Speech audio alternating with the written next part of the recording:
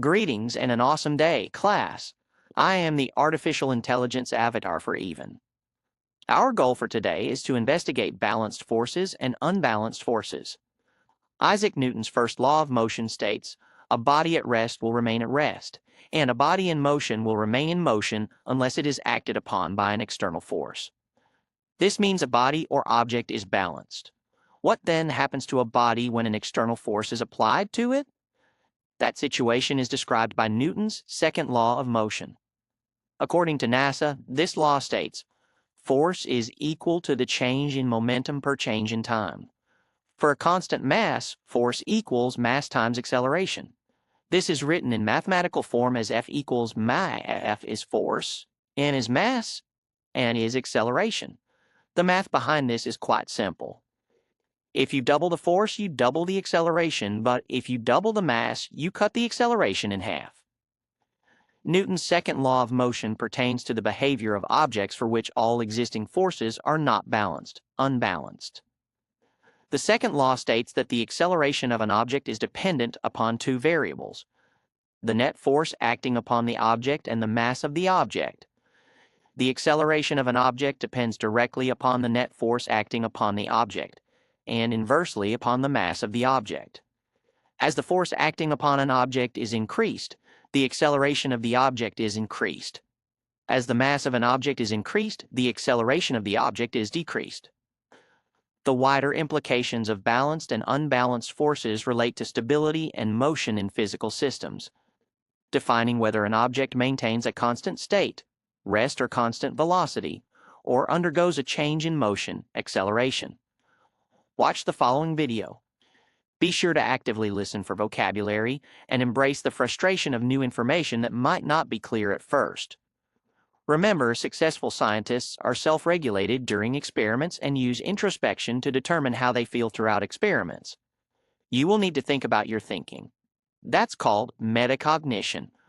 Remember to respect the transitions between activities and to move expeditiously through the group activities. Let's watch the video. Aquila, status. Stable, thrusters off, we're coasting. Quick primer. The net or resultant force is the vector sum of all forces. F-ma Fm. Balanced forces. F0 A0. Motion doesn't change. At rest stays at rest. Moving keeps constant velocity. Unbalanced forces. F0 A0. Velocity changes. Speed up, slow down, or turn. Two fan carts, nose to nose, both on one, readings equal and opposite, balanced, no acceleration. In space, with thrusters off and little drag, coasting is balanced in practice. Velocity stays the same. We're drifting at pulse 2.0 ms toward a debris field 20 minutes or out. We need a backward net force to decelerate. Board math. Target. Stop in T-5s from VR plus 2.0 ms. 8-dv T-2.0, 5 fast 040, MSES 2. For a MEMNA 2000 kilo ship, F-ma 2000, 040, 800N. We need 800N backward for 5S. That's unbalanced. Thrust beats any tiny drag. Firing stern thrusters. Counting down 5S. Velocity is now 0 ms. Debris avoided. When the hazard passed, we cut thrust. Now F0 again, coast. Proceed to docking port A. No bumps allowed. Docking success demands balanced forces at the end, relative velocity, Hassan 0. If we arrive with even a small residual speed, we ram the port. One fan card at low makes it creep. I pulse the opposite fan briefly to cancel velocity. Watch, if my pulses are too long, it reverses. If just right, it stops over the target. Micro thruster FT-cont 40N for DT 0.25S on a 2,000 kilo ship. DV GIR FT MX DT 40 on 2000X 0.25, 0.005 ms. We string small opposing pulses to walk the relative speed to 0. Balanced at contact, GIR safe dock. Dock complete. No clangs, no dents. Hold position relative to the survey buoy for 60S. Sunlight and micro outgassing nudge us, tiny but real. We'll treat those as a small external force.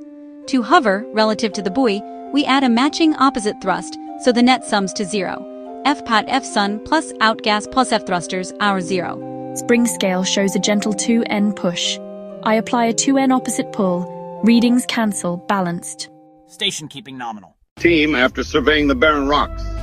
What's your call? Data say it all. Breathable air, liquid water, protective field, biosphere, Earth is best. Plot a return vector. Classic flip maneuver. Accelerate half the distance, flip 180 there, then equal and opposite thrust to decelerate to Earth match. Choose comfortable ship acceleration. A day 0.020 ms2 0.02 g. Mass M2000. Zhao so may cans 40 n along the path. Phases. 1. Unbalanced forward. F pulse plus 40, N A plus 020 ms2. Speed rises. 2. Coast. Optional. Thrusters off. F L0 A0. 3. Flip and unbalanced backward. F calls 40, N A Gomasazo 20 ms2 to match Earth's velocity. 4. Atmospheric entry and landing burn. Near touchdown, we seek balanced vertical forces so A0 at contact. On the cart. Push steadily for phase 1, hands off for coast, then push opposite for phase 3. The velocity changes only during unbalanced pushes. Return burn set. Flip in T-minus 10, 3, 2, 1, flip. Approaching Earth. Gravity adds a downward force. For a stable descent, we manage net by trimming thrust. Phi TWDA, TWDM. For a gentle settle, choose T so TWD0A0 at touchdown, balanced. If TW plus D, we accelerate upward. Balanced isn't no forces, it's forces that cancel. Unbalanced is how we change motion. Speed, stop, turn, land. Softly. Gear down. Thrust trim. Contact Earth. Welcome home, Aquila. That's Newton's second law, balanced versus unbalanced forces. Applied all the way from deep space to the touchdown zone.